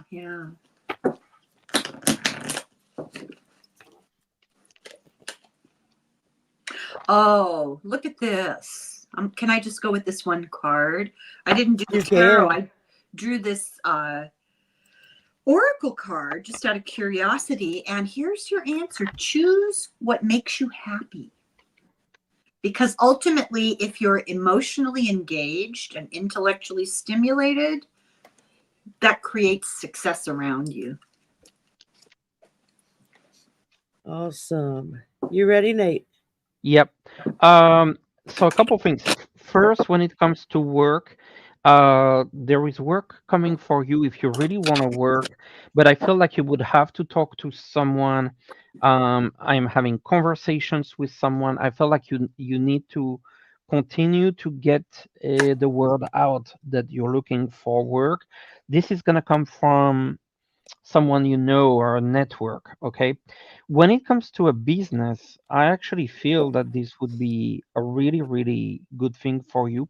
There is the tower here, which is like really an opportunity to build really really much a business, followed by the stars. Interesting how the stars connect with the psychic and the astrology and this field, but also it says your hopes and dreams.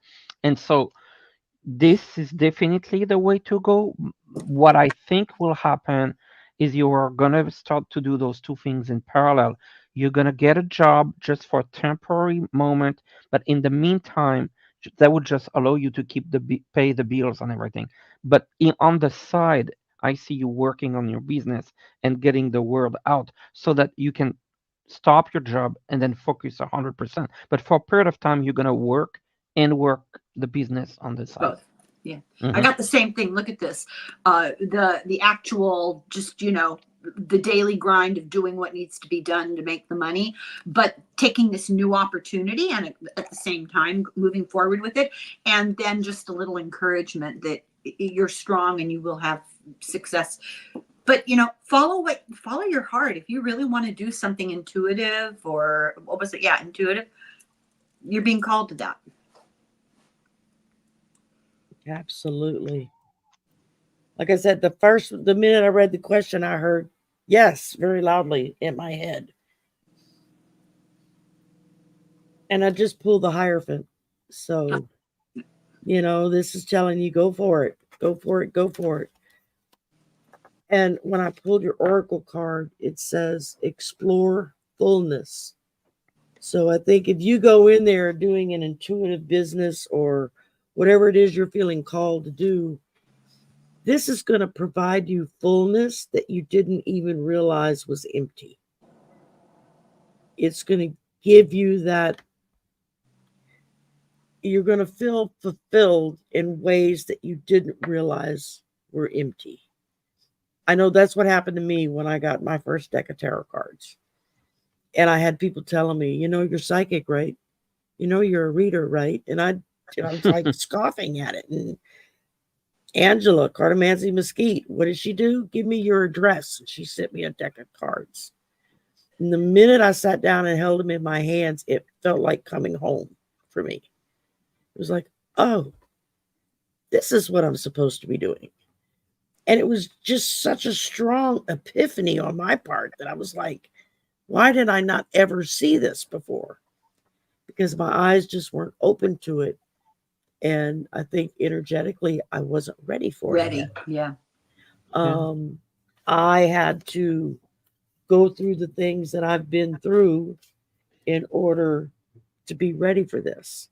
And it's been a wild ride ever since. But I am so grateful that I took the leap. And I mean, I've gotten to know some amazing people like Helen and Nathe and whatnot. And it makes a huge difference when you get to meet remarkable people that you never thought in a million years you would meet, and people in New Zealand and Australia and Germany and England and weird places. I've now got friends around the planet, and it's just weird. I FaceTime on Messenger with Dr. Ann, who's sitting in New Zealand. Well, I actually think she's in the States right now.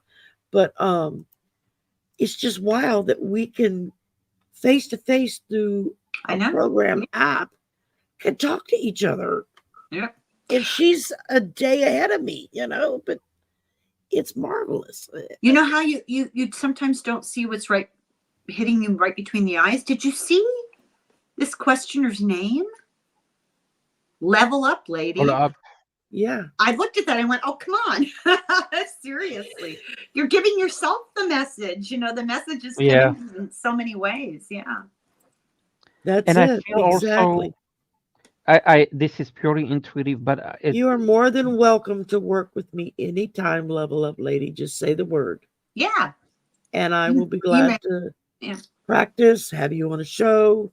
My Saturday night slumber parties, as Helen knows, is anything goes, and it's basically kind of open mic. I never know who's going to show up.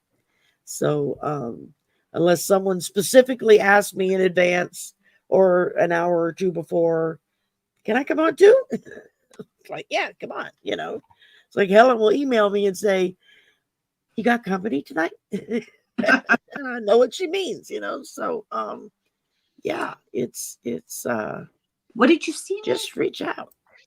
I was getting the sense for her intuitively that it was not just divination and intuition, but I was seeing her hands, like I feel like any kind of healing or Reiki, or I feel like there's some powers there that are not just on the intuition. It's also healing and energy work. So I'm just going to leave that. And crystals. You get the sense of somebody who's just right teetering on the edge of something, a huge personal discovery. Yeah. Oh, she's a Reiki master teacher. Then, honey, what are you waiting for?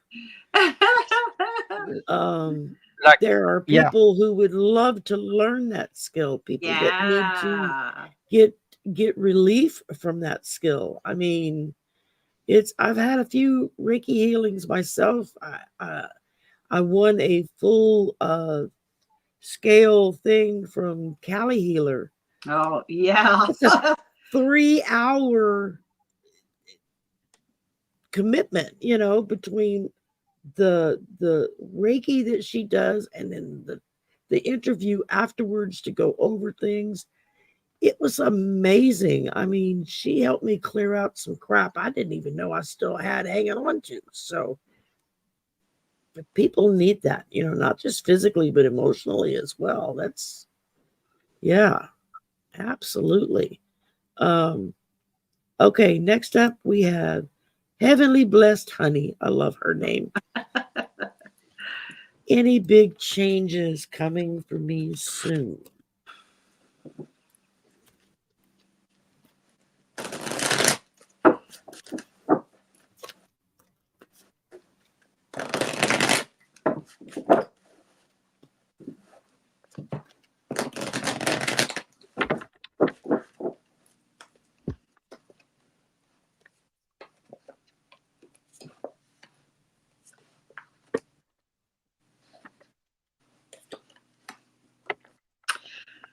If I get this card one more time, every time, it doesn't matter what deck I'm using. It doesn't matter who's asking the question today. So weird. Are you ready? Yeah. All right. Oh, I should go? Okay. So, yeah, there is a big change coming soon. I think I get the impression you're feeling very much stuck. Is that an ace you just held up?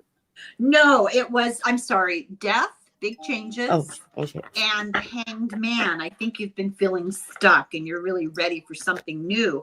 And I think you've been having problems deciding, making a choice about something. You've been faced with some options and, you know, you kind of don't want to make a compromise, but that's what's going on right now. Decide from your heart. I've been saying this a lot today. decide from what you feel from your heart. Maybe get out of your head a little bit and decide from your heart, and that will lead you to being happy with your decision. Absolutely. Yeah. I'm getting 2 messages. One seems to be about business or an organization. So I feel that I'm getting the sense like you could be working for yourself or starting a project. I see an organization or a business or something you do as freelance. So I don't know what it is, but it's about starting or bringing up a certain involvement and implication of your engagement into an organization, profit or none. And then the other message, I got the Chariot and the World. So to me, like there's some travel going on here that I see for you over the next 3 to 6 months. Big travel. Sorry, I was typing an answer. Okay, my turn. Six of Swords. Yeah, you got changes. You're on the move. This is depicting you heading out into new horizons. You're on the move. Followed by the 10 of Cups. There's going to be a lot of partying and celebrating going on when you get to where you're going. That's for sure. Maybe it's going to be a cruise. There you go. You never know. Followed by the Ace of Wands. Yeah, fresh start, new thoughts, new ideas, new ways to go. Honey, you're rocking it. So follow that intuition. And then I pulled, let your ship set sail. Hello. I didn't even have to look it up. I mean, I did just to make sure there wasn't some weird meaning attached to it. But this is like the icing on the cake with the candle.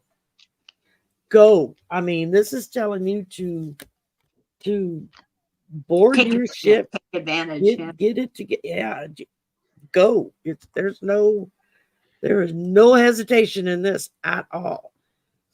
One little thing that I would say, I got this message cleaned, and I feel that as you're on to embark literally on this new journey, also reflect well on the past and not bringing energies from the past, or making sure that you don't carry with you some old things and old patterns. And we were talking about clearing the old before, and so whatever you didn't like about this first journey, don't take it with you. Leave it where it is. Old baggage. Don't take your old baggage on your new trip. There you go. Leave it where it's at. Okay, last two questions here. I got Bob Barker and She Passed Me. Oh, so, poor thing. Oh. How will my daughter do with her surgery? She has endometriosis. That's not fun. Thank you so much. Okay, we're not doctors, so we can't give you medical advice.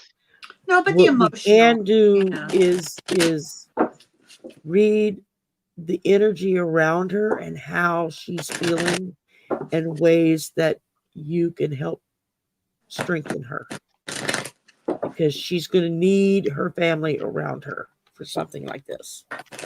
This is not easy.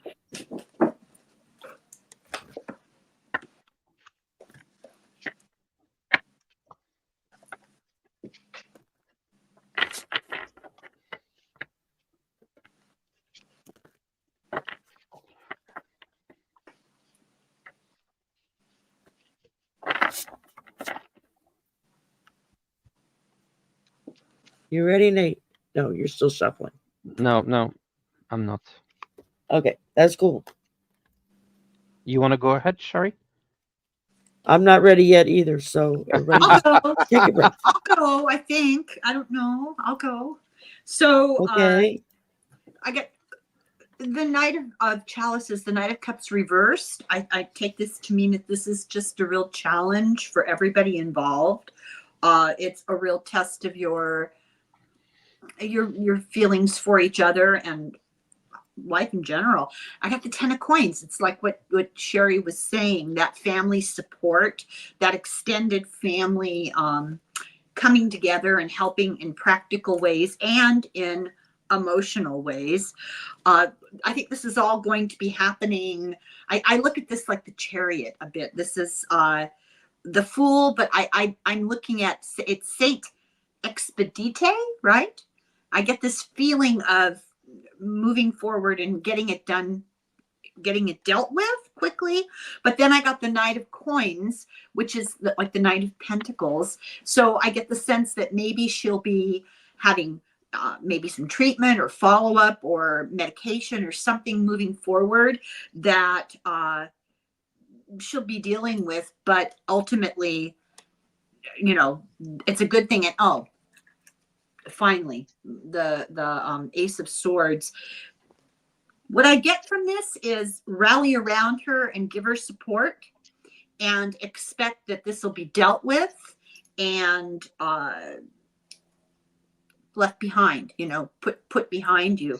But it's going to be all kind of a medical, I don't want to use the word turmoil, but medical challenges in the near present, and then moving forward, it will be taken care of and left in the past.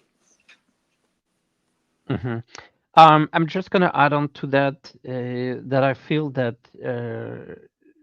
what she will need the most is people around her, family and friends. That seems to be the most important thing. And the reason why I say that is I see her doctor or doctors being very good. And so I feel that she's going to get the support she needs from the medical, institutions. It's the emotional and the mental thing that's going to be a bit hard, obviously. And so I don't want to say I wouldn't worry about the medical. Of course, you will worry and she will worry about the medical. But in terms of what can you do and what can they do around her is just support her emotionally and mentally. The medical stuff is going to be taken care of. I see her in hands of good doctors. Right. Thank you, sir. First thing I pulled was the Four of Swords. She needs to get some rest. And she needs to do some meditating to clear her spiritual chalkboard. Wipe everything out. Take away that worry. I mean, you're going to worry, yes, but try not to focus on it. Wipe that slate. Okay, get some rest. This is what needs to be done, and I'm going to do it to take care of it. Because then I got the Queen of Swords. So this to me feels like she's being told that it's going to be taken care of. The Queen of Swords is in command. And everything's going to be whatever she needs to consider, whatever decisions she needs to make. There's going to be the Queen of Swords there to help her with those decisions.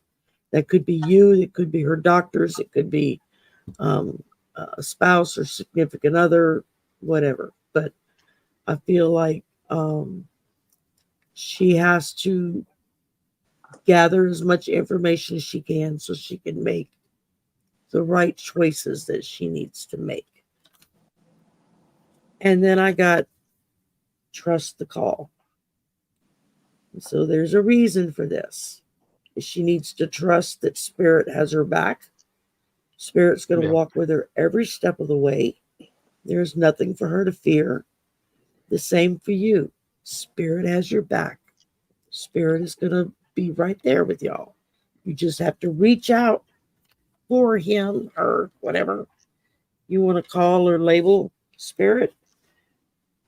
Just reach out so that you're walking hand in hand with him. Can I add something? I pulled up an oracle card. I thought this was so interesting. I have to hold it to my eyes so I can see it. It says, ask your dreams a question when you need an answer.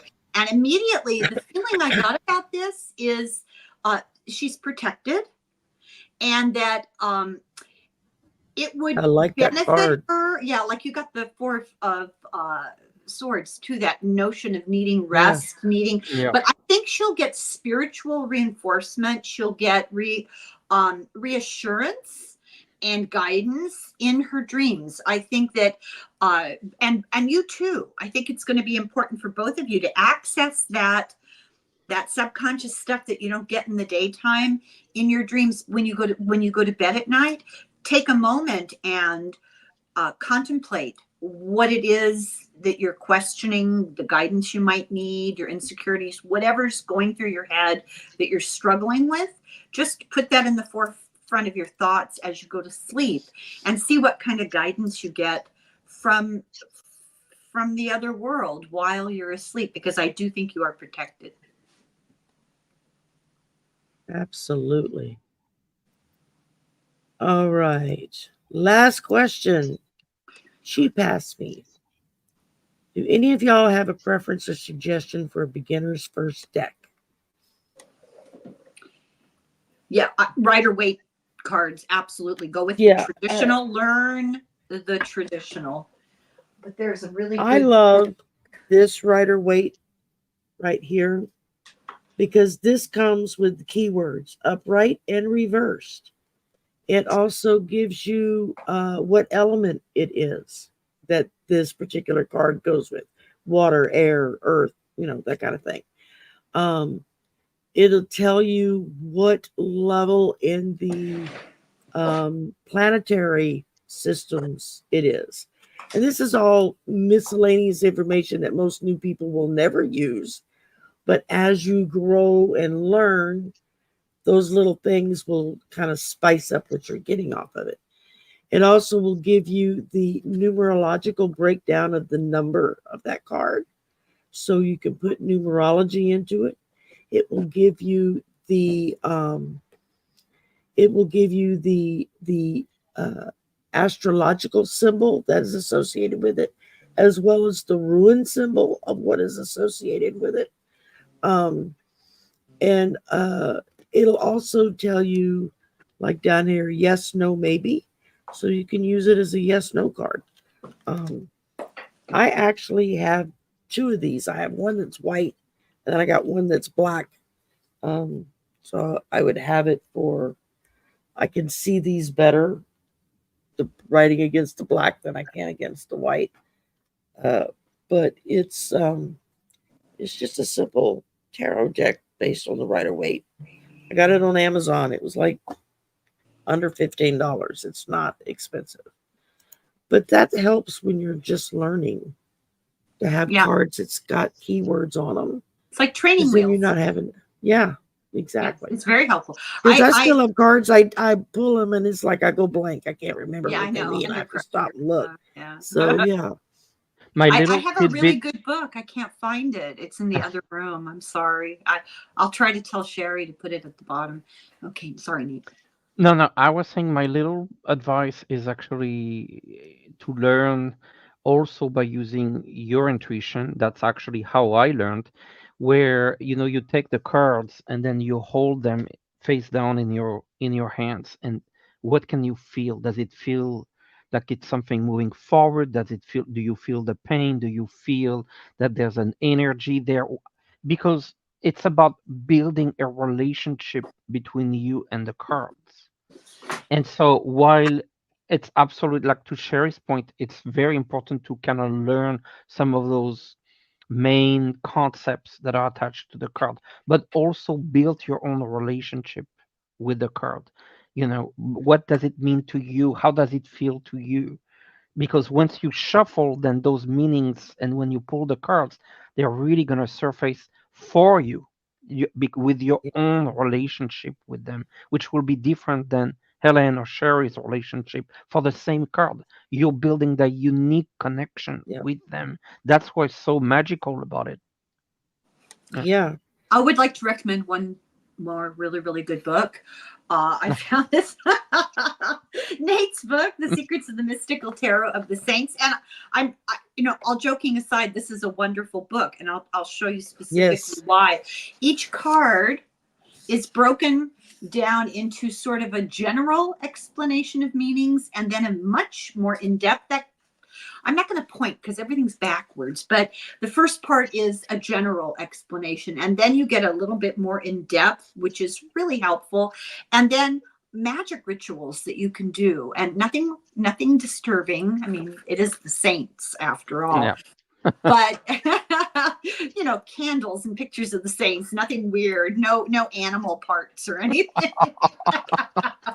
I really love this book. I really do. And I've read 6 gazillion tarot books, but this had something much more nuanced and insightful. Start with the basic cards. And I think Sherry's right. Those cards with the the keywords are very helpful. And then you come to a point where you're afraid to take off the training wheels, and that's where it gets exciting. It's good. So, and you just go at your own speed. Some people memorize cards that fast. Yeah. And then they just take off and they're gone. Others of us go slower, you know. I started getting pulled Oracle cards. I know a lot of people get an Oracle deck. They toss the book. They never even look at it. Oh, I never read intuitively. Me, I like to read the book because I want to know what the author's intention was for that deck, you know, to see if that intention kind of corresponds with how I'm feeling when I bought that deck.